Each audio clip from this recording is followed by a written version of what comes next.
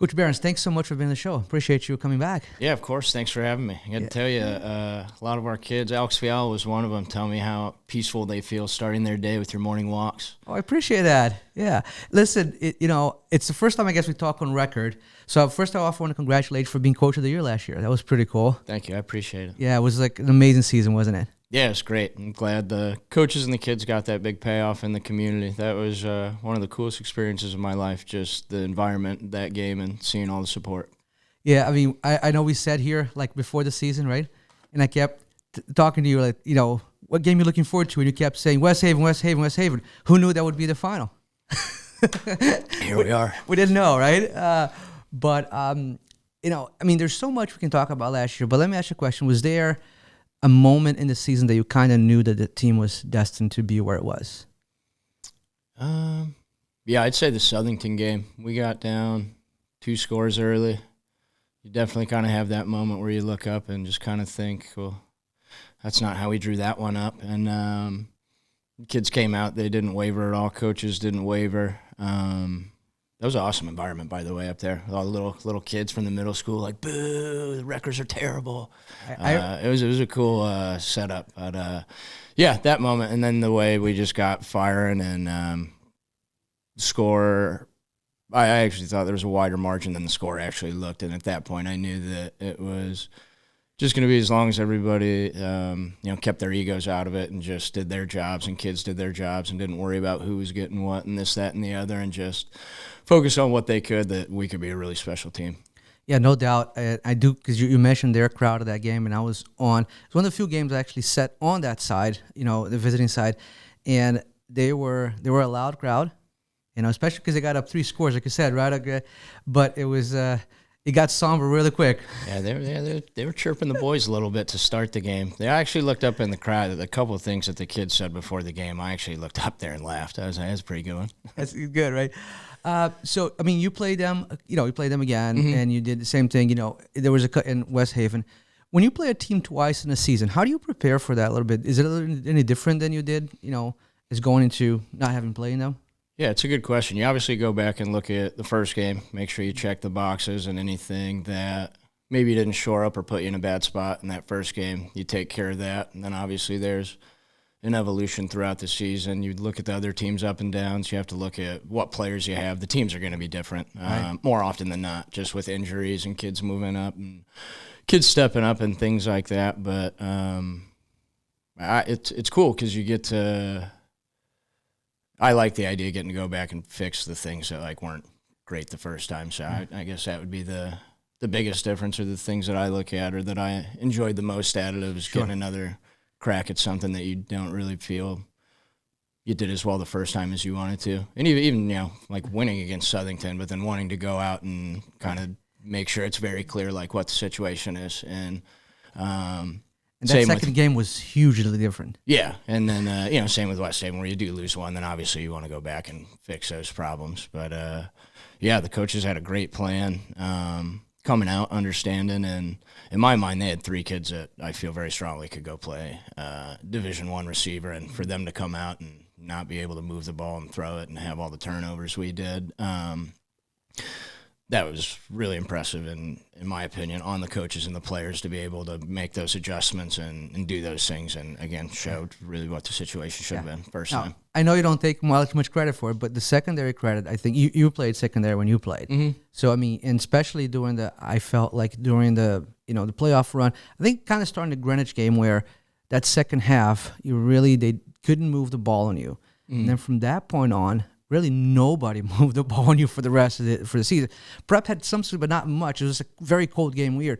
But was there anything different that you guys did from that run, especially from the secondary and the defensive side of the ball, that kind of changed things, or no? Not only in the secondary, but just across the defense and really across the team. After the West Haven game, just told everybody, look, we're not trying to hurt anybody's feelings, but we're going to coach you a lot harder. It's not personal. We're just doing it because we care. We know what you guys can be. We're also going to be a really physical football team, and we're going to be tough. And so we started practicing that way. And the secondary, their big thing was if people are going to be running around the middle with their hands up trying to catch footballs, then they're going to understand that that's probably not the best idea. And so that was kind of the tone they wanted to set and the reputation they wanted to get. And I think, as you saw going into the playoffs, I think some people kind of understood that there were some sharks in the middle of the field. Yeah, everybody they ran a lot of outs on you and throw just everything seemed to be going outside. A lot of things were not going toward the middle of the defense because you guys had that cover. And even with that, the middle, but guys will throw hitches, and in a lot of defenses, you're going to give the flats up, and you're going to do that. But to even have our corners, Alex, Anthony, the other guys, the way they'd catch a 4 or 5 yard ball, like those kids knew they were going to get punished on that too. So it just kind of, I jokingly in one of the games was like, man, if I was one of those receivers by the end of the game, if I came out of my cut and I looked over and saw the quarterback looking at me, I'd be like, man, quit throwing the ball. Yeah, go over there. Just run down the middle, hand the ball off. Right? No, I agree. And it's interesting because being close to the sideline, you get to feel how hard those hits are. And I think some people, they're like, understand, you don't actually get to see it. You're close, obviously, the action. But you're right, your defense was, extremely aggressive. They played within the rules, but did everything great. Mm-hmm. So, and I just want to reminisce, before we move on this year, about the state championship. I've watched that game about 3 times now, but there's just so many key moments. But what in your mind sticks about that game the most? There's a lot of them. Honestly, as you said it, the first thing that popped in my head was Caleb running over to the sideline like this. Yes. And he was kind of freaking out a little bit. And I can't feel my arm. And he's like, uh-oh. I go, can you throw? He goes, I don't know. I need a ball. I go, all right, man. Can somebody get him football, please? He threw it. And, that would be one. Him gutting it out with separated shoulder. I've felt that pain before, and it's not fun. I can't imagine throwing a football with that. Sammy's big play on the catch. Alex Fiala just putting his head down, running through the pile and score. Max Murillo, obviously. With the tackle, we got the picture in the hallway. And just collectively the way, just the whole thing, just the way everybody went through it. But, those are a couple of the key ones. I could list like 15 more for you. Right. That game lives in my mind like in so many things. But I don't know if you remember this. And it's like, you remember at halftime? What happened at halftime? I was literally, my wife and I were sitting in the tent where you guys are. And you guys were down at that point. Or was it a tie? I think it was, I don't remember what the halftime It's score all was. blur. Right. Let's forget about the score. But so we were sitting there, like, just kind of, we were up resting. And you were so calm. You came over, you said hi, kind of had a little chat with us, and then went on about your business. Are you always this calm at any situation? No. I was just maybe you get no, absolutely not. I can come unhinged at times, but as I get a little older and get some gray hairs, which I wish would come in faster, I'm all for it. It doesn't help anybody. And I used to do that, like, why are we doing this? Like, stop that. Like, okay, like, they're aware that this is happening. Like, right. It makes me think of a receiver coach we had at IMG, and I say, you need to be harder on your guys. Like, why don't you ever get after him? He goes, what do you want me to do, screaming him for dropping the ball? He didn't try to. He knows he dropped it. He's not going to try to drop it again. There's a time and place to get after kids, and like I say, I'll get after people at times, but, it's halftime, the biggest game a lot of people have ever been in, myself included. Me too. I'm not going to think very clearly if I'm freaking out. It's not going to help people think any better or help the kids or the other coaches if they see the one they're looking to kind of coming unhinged. Makes me think of when I was at IMG and who was number 1 versus number 2. There was 10,000 people there, Modern Day versus IMG. Whoever won that was going to end up being the national championship. We were playing Bryce Young. I want to say there's probably like 10 guys in that game that ended up at least having a cup of coffee in the NFL, but our quarterback forgot to send somebody in motion, and he was an L.A. kid, and I blew a gasket on him on the sideline. His family was right there hanging over, and I said, if you don't think I'll pull you off the field in front of your family out here, you're crazy. I go, I don't care. I go, I have another D1 quarterback right there that I know can send him in motion. And being an L.A. kid, he said, Coach, you give me all these, like, negative vibes right now. Like, I'm trying to do my thing, and, like, you're kind of, like, taken away from my aura. And I was like, what are you talking about? And I pulled him out of the locker room later, and I said, you know what, man? I know that you don't respond well to yelling, and I know that I've never seen you do well when that happens, and as an adult, I got super emotional. I turned around, and I did it anyway. That was dumb. That's on me. I'm not going to yell at you anymore, but I need you to just run the offense and send guys in motion. Like, do we have an agreement? He's like, yeah. I go, all right.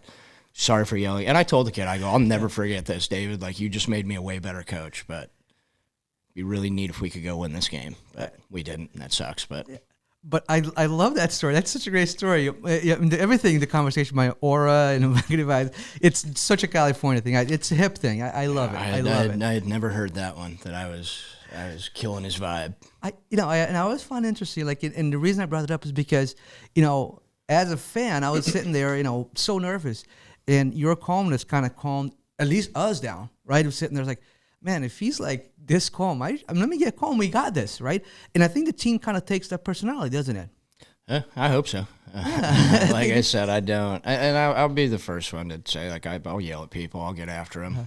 It's part of the game. It's a violent sport. Right. Like, you got to get people ready to go run into each other. But when it comes, like, it is what it is when you're playing in the game. So there's only so much you can control at that point. And I think one thing that you can control is trying to help people not be emotional in a really, really emotional game. I love that. And so let's shift gears to this year. You're going to have some big shoes to fill with that. But let's start at the quarterback position. How is Nick looking? How are we looking for the season? Good. He's a sharp kid. He understands offense really well. He's been around us for a while. He can make all the throws. He's a good athlete, and he can run. So obviously we keep those guys off limits in the offseason, as most teams do. So I'm excited to see him once we get into the games and he can pull the football down and run around and do his thing. And then Liam Berry and Ike Siegel, they're doing a good job in developing and understanding the processes. So we're in a good spot there. And I think you're very deep at the running back position. You got Cody, you got Anthony. How are you looking at that? Your backfield. Yeah, awesome. Jarrett DeLuca, he's going to play a ton for us there. Chaz Darby was having a pretty good offseason, and we'll get him back at some point, but I like him a lot. We got some young guys that are doing really well. And Coach Ryan Connors, and then we just added Mike Davis, who is in the Westport Police Department. There you go. I like that. But he's awesome. He came from Daniel Hand, but it's another guy that's in the community that's going to be out there that the kids will see around and do all that, so that's huge. But those two have been doing a great job, and you can see the drills that they're doing immediately translating into the scrimmage situations we've been in, or when we go into team and practice. That's always cool when you can see that stuff translate. And you're even seeing it with like the older kids and the stuff that they're implementing with him. And, a guy like Cody or Anthony has done it a little bit longer. That's been good. Yeah, we'll be deep there. And receiving core, you got Nathan back. You have, Shane back. I mean, how are we looking there and throwing the ball and catching that ball? Yeah. Good. I've called Nathan Caleb's, and everybody has called him Caleb's little brother forever. So I think today I made the decision I'm going to switch it to anytime I refer to Caleb, it's going to be Nathan's older brother. I like that. We got Nathan. Shane Sandrews busted his butt. He's top, if not one of the top receivers. That catch you made against Greenwich sticks on my mind. Remember that catch? Yeah, Shane? That was an insane catch. And at the moment that it was needed, I'll never forget that. That was an awesome catch. I mean, he can run, he can block, great route runner, awesome leader. He's done great with our younger guys. Play some DB for us too this year, but we got Justin Halke, Jake McGann. I hate naming people because I always feel like I'm going to forget somebody. But I think we have like Michael Loya, Charlie Leahy, Davis Crandall's going to want to catch a football. So Charlie's going to play some tight end this year a lot more? Yeah, he played some last year, but defensive end is kind of a... that's his main thing. That's where he helps the team the most. But as an offensive guy, it's hard to not want a 6'4" person with a big wingspan out there. So then makes my job easier for the quarterbacks to miss. 100%, right? And, I mean, just... and then talking about now switching gears to your defense. I mean, Davis right in the middle running your running back there. I mean, your linebackers there. Mm-hmm. Defense should be as strong, right? As strong as it was last year. Yeah, Cody Goldman. You got the guys that, Charlie. The guys that are on the offensive line that'll be playing over. So Eddie Vandermeer. Brady too. Brady. Yeah, Dennett, Brady, right? Dennett. Brady. Just talking to coaches yesterday, I'm not going to list anymore because I'm Right. totally going to forget Yeah. somebody, but they were even like, this is the deepest that we've been, like, since The line, they can really. recall. Yeah, So both they offensive and feel defense. good. Defensive line, talking line, about gotcha. that. The offensive line, it's I think we have 10 to 12 guys that maybe wouldn't be in there all the time, but, like, if you got in a pinch, it'd be like, okay, like, as long as we get them up to speed mentally, then, like, they could suffice and we could get them in there. But, yeah, talking to the defensive line guys yesterday, they felt like this is the deepest that has been, Wow. which is good to hear. Yeah, I mean, because if it's, at some point, I think I remember this, like, we go back to Southington game, that comeback in Southington. Watching it, I felt like some point, like, those guys didn't want to run the ball anymore. Now they just didn't want to do it. They just wanted, like, let's just get out of here, right? Let's just let the clock run out and get out, because they were getting punished so bad, especially by that line. I remember Charlie had a couple sacks in that game where he was, getting off the quarterback, getting after the runner. Is that going to be your identity this year again? Just really, playing that aggressive defense? Yeah, I think that's just who we're going to be moving forward, and I think that's something from a philosophy standpoint I learned last year and I'll never get away from. It's how I was raised in Bettendorf and how we played football. We weren't very athletic. We never had superstars, but we did our jobs. We were tough kids, and we were physical. And I think you can win a lot of football games if you do that and then you cut out, like, the administrative mistakes that you can control, like false starts, too many guys on the field, jumping off sides, things like that. But, yeah, I firmly believe it's a physical game. It's a violent game, and if that's not going to be part of your identity, then you're not going to be able to win 13-game seasons. And I do, like, and you mentioned – you guys are a very disciplined team last year. Not a lot of penalties. I don't remember. I think, like, I remember a few of them, like, in the secondary, but mostly, like, not many false starts, not many offsides. I mean, the team was really clean. Yeah, if we get a penalty playing physical or something like that, we'll take that. Now, if it's after the play or something like that, like, that's different. We're not going to play dirty football and do things like that, but those things are going to happen. There will be holds. Like, if you're playing hard, there's going to be penalties. But, yeah, it starts in the summer with our strength coach and really in the winter for the kids that, we have a lot of multi-sport kids, so they're always playing those sports or lifting. Yeah. The kids that don't and then just lift with us in the winter, it all starts with Drew Accomanda. The very first day I met that guy, a kid came up to him with this beautiful program that he had and asked, hey, what are the sets and reps? Because you think I killed all those trees so I could answer that question 30 times? Read your paper. If you have any questions, let me know. I was like, we're going to get along really, really well, you and me, Drew. I love this. But starting with him, he sets the culture for us there and just making sure the kids do the right things, that they're very meticulous in how he sets up the weight room when they move the benches, the way he has them clean up the weight room and put everything back. So it starts in there and then obviously translating into the field and coaches making sure that they have their notebooks and their pens in meetings, making sure they're on time. And if they're not on time, they can just sit outside and making sure the locker room's picked up, making sure you start behind lines, finish through it.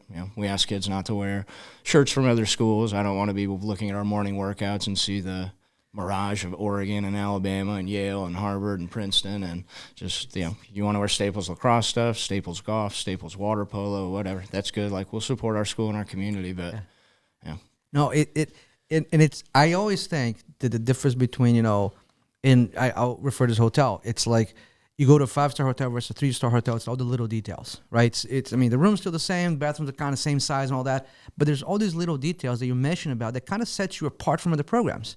And you guys have been very detailed in doing that. Yeah, that's on the coaches. They do a good job of staying on that stuff and just policing it all. So I've never really felt like I have to walk around and be like the mad enforcer and like, dude. And I mean, yeah, if I see somebody online, I'm going to tell them to get back too. But it makes it really helpful when you got bunch of guys out there at the same mission doing the same thing. It's the same message to the kids about what the expectations are going to be with finishing and effort and all that. So it definitely takes a lot off my plate, not feeling like I have to spend all my time doing that. Yeah, and I know better than not to ask you what game you're looking forward to, so let's talk about Hampden in week 1.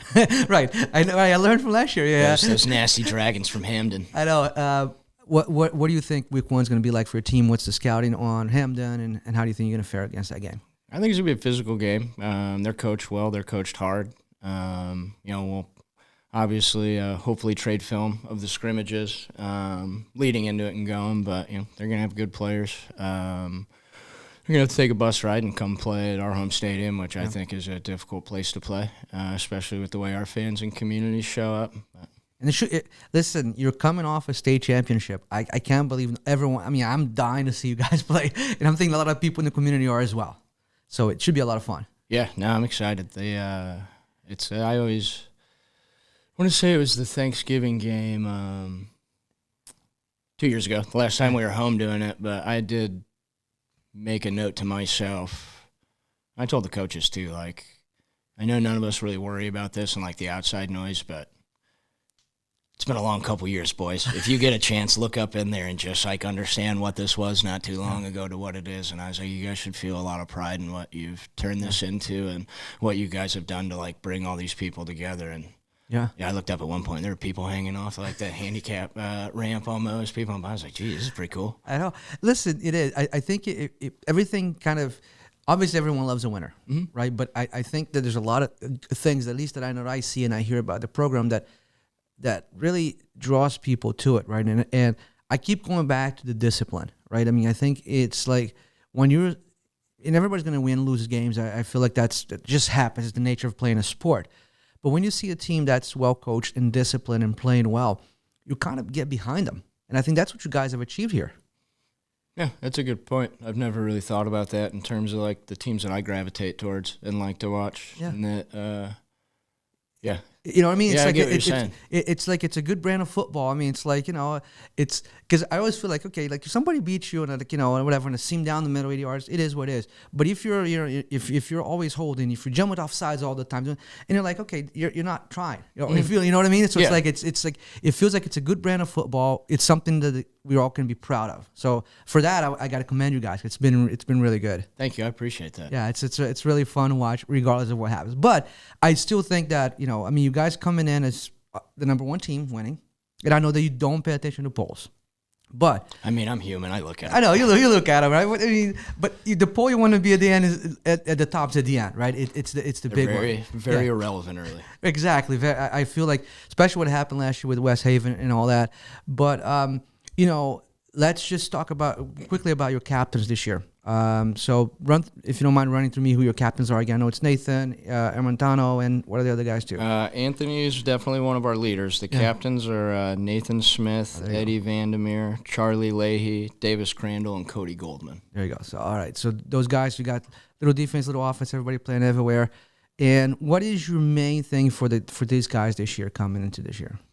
Right now, we're just focusing on making sure we're getting to the standard we need effort-wise. Mm-hmm. So, like, the O-linemen, making sure they finish plays, not, the ball got thrown in the air. That's neat. I hope we catch it. Like, go, man. He might catch it and need some blocks, so get down there. Making sure defensive guys aren't sitting there being like, that'll be cool if Cody goes and tackles him. Oh, man, I should maybe. No, go, run over there and get yourself an extra assist. Right, exactly. I know when I was playing, that was what I did. I was a habitual pile diver to see how many half tackles I could rack up. Right, it's part of it, right? It's being involved. And I mean, I know you guys watch a lot of films, so you always get that film where that guy. I always love when you see that lineman run down the side, right, to try to tackle someone on the side. He looks funny, but he's doing what he's supposed to do, and that kind of feeds into the whole team. Yeah, I pulled some clips yesterday and showed some of the guys. St. Joe's was one. I was actually really worried that Luke Goldman and Cody Goldman were going to get hurt because they St. Joe's had the ball on the 1 yard line. It's 4th down. They smashed the quarterback, but mostly smashed each other. I was like, oh, man, get up. Tanner Klepsa came blowing through the middle, just with the rest of the defense. Safeties came coming through. Watching a tunnel screen we had against Greenwich where our left guard runs all the way down the field and, beats some guys down there. Watching those effort, things like that. It's great, right? I mean, it's just like, it's what football is all about. It's all that that effort and that never give up mentality. And I think you guys really got that. But without giving too much away, are you guys going to continue to throw the ball a lot, run the ball a lot? What's going to be your thing this year? We're going to try to score some touchdowns. I like that. Nah, I'm just kidding. Well, I think we'll be pretty balanced. I think we'll, 2 years ago we threw the ball all over the place. Last year we obviously phasing a lot of the run game and a lot of the quarterback runs. This year I would think we'll be right in the middle. But one thing I learned last year when we're in week 3 and I'm still trying to throw the ball all over the place and do that. It's not working. And coaches are like, you know what, maybe that's just not who we're going to be this year. And I was like, that's a really good point. Let's figure this out. And so I learned more about football last year than I had in a while, just like having to switch identities like that. So I think we'll be more balanced and in the middle, but I'm well aware now going into it that could change really, really quickly. And now what's nice about having been in the same place with the same staff and the same culture and the same community and the same kids who are always going to care and really intelligent, and we know that now you just got to be open to being flexible, and your identity might change mid-season, and if it does, it is what it is, and find solutions. Right. I mean, 6 years now, right? I mean, you're 6 years now, and I remember you said about finding solutions. I remember having a conversation with Zach, and he was talking about, yeah, that's right. And you guys talking about, he said he was mentioning to me a meeting where you guys were trying to move someone around the line, and you guys all looked at each other and made that change, And that kind of just showed me, what kind of a tight-knit you guys are as a coaching staff and how do you guys look for things. So when you were talking about, well, I learned about changing my identity and things like that. Can you expand on that just a little bit?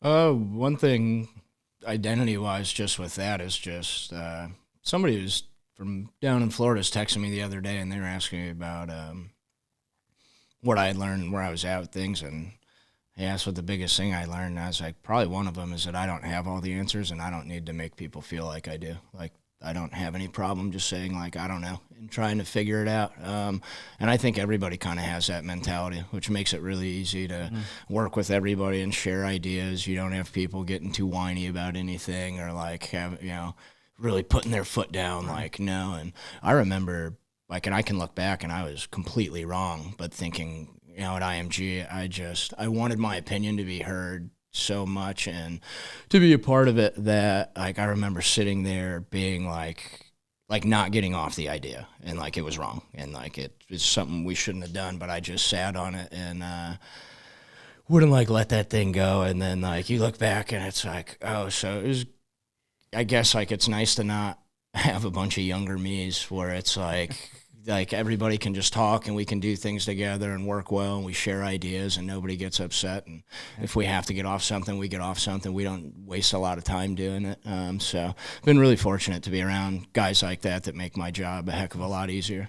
Yeah, that's awesome. And I think it it only comes with experience, right? I mean, it's like you can try to tell someone this is the way it goes, but unless they kind of feel it and live it, you don't change unless it happens to you. I've thought about that a lot the last 2 years, and just whether it's better to, like, I wasn't micromanaged down at IMG, which led me to say some things at times that maybe I shouldn't have, or I was feeling myself or got a little bit ahead of myself with my ego.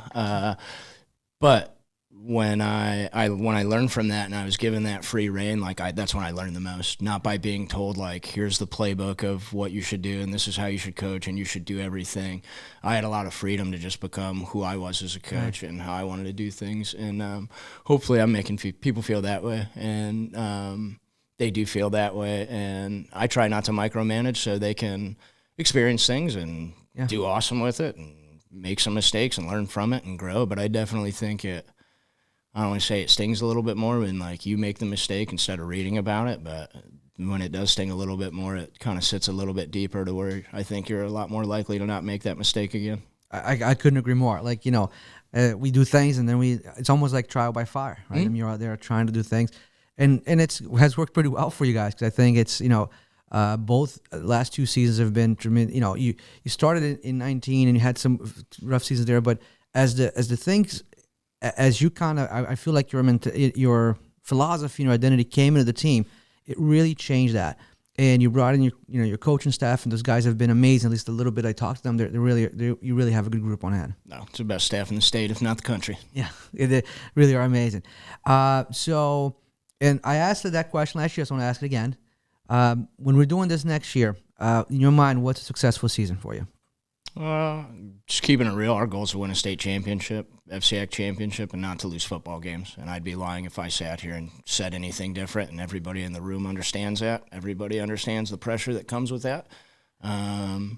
We talk to the kids, too, about, like, you guys want to live a life where you don't feel that stuff, or do you want to understand the blessing it is and, like, you get to feel that? Like, there's not a lot of people that get to be put in these situations and, be in an arena like that.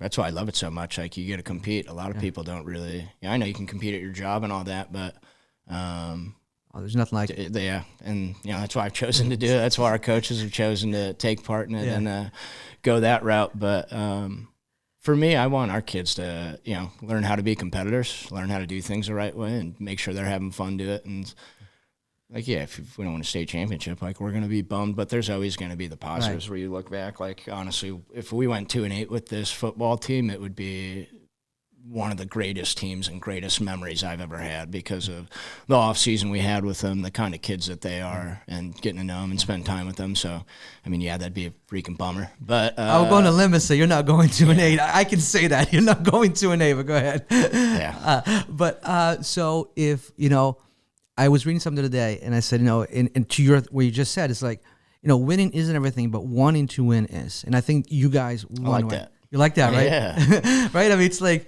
but you have to want to win. So I love that you just came out and said, hey, we want to win. We want to be up. We want to be there again. Who doesn't? I was actually having a conversation with one of the administrators the other day, and I reminded him last year when they said, and I've just learned, like, not every conversation's a hill to die on. Right.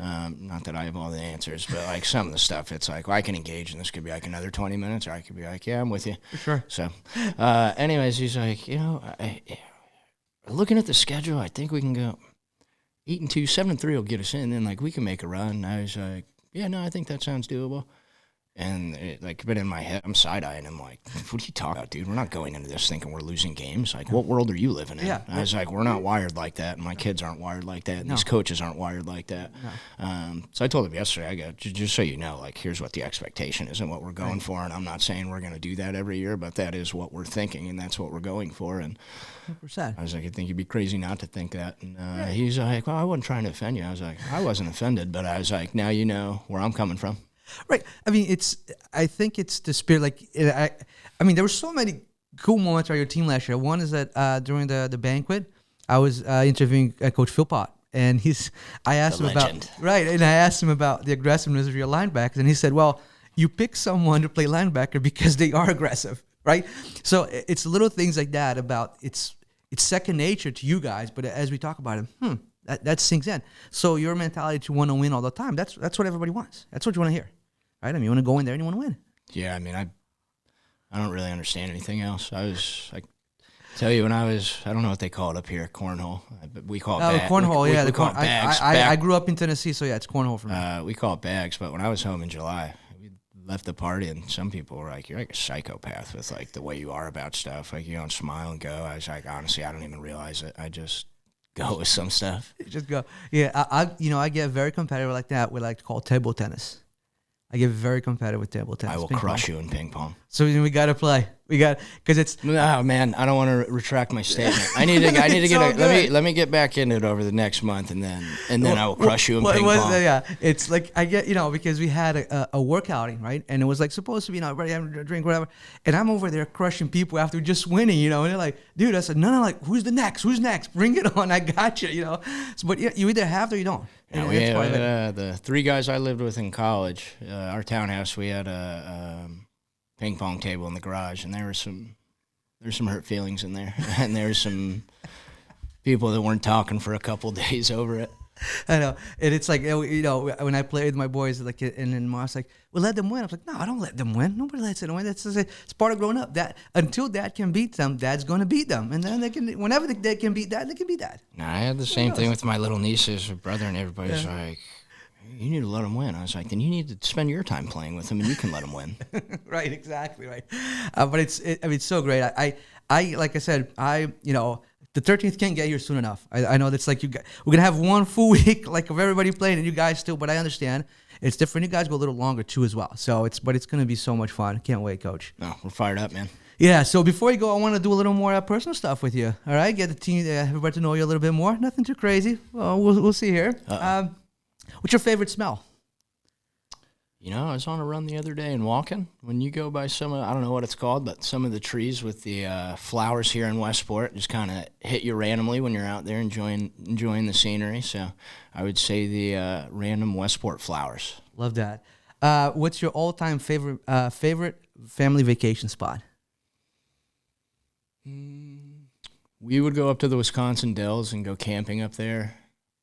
You do like real camping or glamping? The whole thing is it like real camping tents and how We're from the Midwest, man. I know. That's what I'm asking because have you seen this whole glamping thing? It's taking over right now, but you guys do real camping. I love it. Matt Bond, Coach Bond, the head hockey coach, and obviously one of our awesome football coaches. Coach he has an awesome property, and he was talking about setting up some glamping spots, and I was like, how do I get in on that? I was like, I feel like that's $1 million idea here for you. You know, it's like I'm seeing a lot about that, and I was just talking to someone about it today. I can't remember who it was, but it was a work call, and the guy was talking about going camping, and I said because glamping, you know, for the people who don't know, it's like basically you go camp, but you don't sleep in the tent. You do everything by the camp, then you have a nice bed, a nice shower, right? That's what it's all about, right? So it's like, yeah, but listen, I got to get in on that idea. I got to talk to Coach Bond about that too, because that's a winning idea. Yeah, no, we would go up to the Dells and we would do that. My parents would take me to the Chicago Bears training camp in Platteville.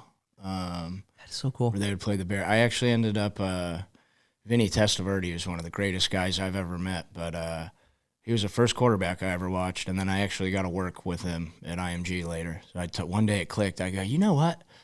When you were with the Browns, you came to Platteville, and there was a scrimmage, and I go, and you were the first quarterback I ever remember watching. But that was a cool one. That is so cool. I mean, I remember Vinny with the Jets. Mm-hmm. Vinny and the Jets, right? That's so cool. Yeah, he's the most humble human I've ever met. Played 22 years in the league. You'd have no idea, except for the fact that he's 8 foot tall and still in awesome shape. But he'd never tell you.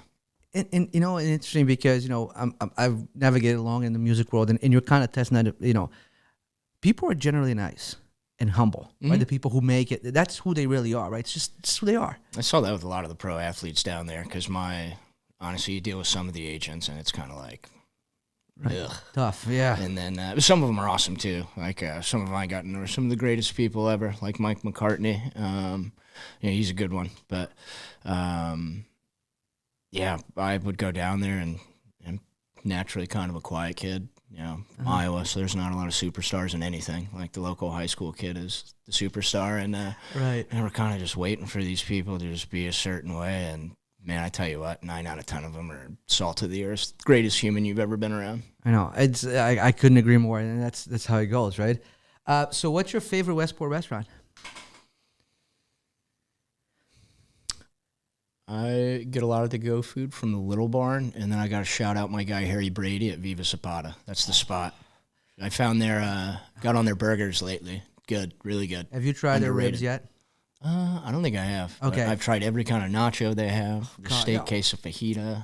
I can't. I love that place, and it's funny because not a lot of people. You know, it's almost a little gem around there. But when you get a chance, go have the ribs. Okay. I've had it. I mean, it's like we'll play golf sometime in Longshore, and then go there. You know, for the post drinks and post food, and they do an excellent job. I couldn't agree more. I love that place. And it's outdoors. It's great. Everything about it. No, awesome. The whole vibe's awesome. Yeah. And Harry's been a huge supporter of the program and honestly been a really, really good friend to me since day one. I love it there. No, I couldn't speak more of it, like I said. And I love the title of their part of the menu, like the Doubting Gringo. It's one of the best titles I've ever seen in a menu, right? Yeah, I had to ask him. The first time I did get the burger, I kind of looked around and I was like, just like based off the title there, like, is this like unacceptable what I'm doing? Because I'm just craving that, and that's what I want. He goes, I make a mean burger. He's like, I got you. He goes, no. But yeah, I was worried. I looked at the other guy. Harry went away. I was like, does Harry just not want to make me feel bad? I was like, is that Bush League to order? Like, am I playing rookie ball over here, like ordering this? He's like, you're fine. I know. I love it. Yeah, I'm just like the first. I think they had me at the menu, the Doubting Gringo. I'm like, that's so creative. That's so. I got it. But we love the food there. What is one guilty pleasure song on your playlist? Candidly, I don't think I have one. I can tell you that I hate R&B, so none of that will be on there. You're a country guy? I listen to country, yeah. I love country too as well. Who's your favorite artist in country? I like Zach Bryan right now, like everybody else. Yeah. Well, at least you didn't go Morgan Wallen. Well, I love Morgan too. I mean, he's in the afternoon. That's awesome. What is the last series you binge watched? Last series? Yeah.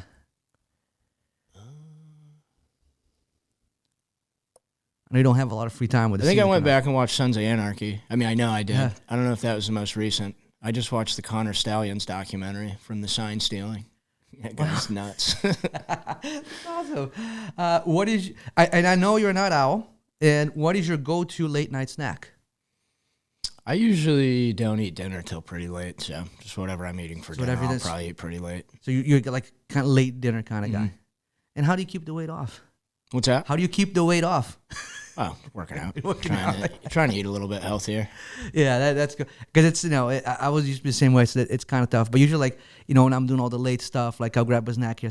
But if you eat late, I totally get it. Aside from family, what's the one thing you can't live without? Honestly, at this point, I would say our football team. Awesome. And when you're free time, when you're not doing football, what's your favorite activity to do? Just watching football count. No, I'm just kidding. I honestly, to help me stay connected with some people back home and my nieces, I've started playing video games again. So I'll play NCAA and Fortnite with people. Oh, I got it. Well, as a family, we love playing Mario Kart. I don't know if you've ever played Mario Kart? I'm better at Mario Kart than I am ping pong. Oh my God! Then we got to get together to settle some of these things because what system? Well, we play it on the Wii, not the newest Nintendo, whatever the newest one is. Is the controller the same as an N64? Well, we have retro controllers and new controllers. So like at home we have 4. So I end up playing in the one that's N64. Like my wife and my sons, they have like the newest wireless one, whatever it is. But we don't do wheels. We do like just with. If I can play on an N64, that's going to be bad news for everybody. Okay, then you can take that because I play on it and it's like not my favorite thing to do. As long as the other controllers don't give you an advantage. Oh no, I don't think they do. I think it's just about they're just not what. Well, I think it's what you're used to, right? I mean, I think the N64 one's kind of bigger and bulkier and heavier. The newest ones are just like lighter. Do you know how to power slide? Oh yeah, you Okay. got to drift. You got to drift. Right. And that's one thing that I just wanted. I didn't. If you didn't know how to power slide, I don't want to be wasting time on this deal. I just want.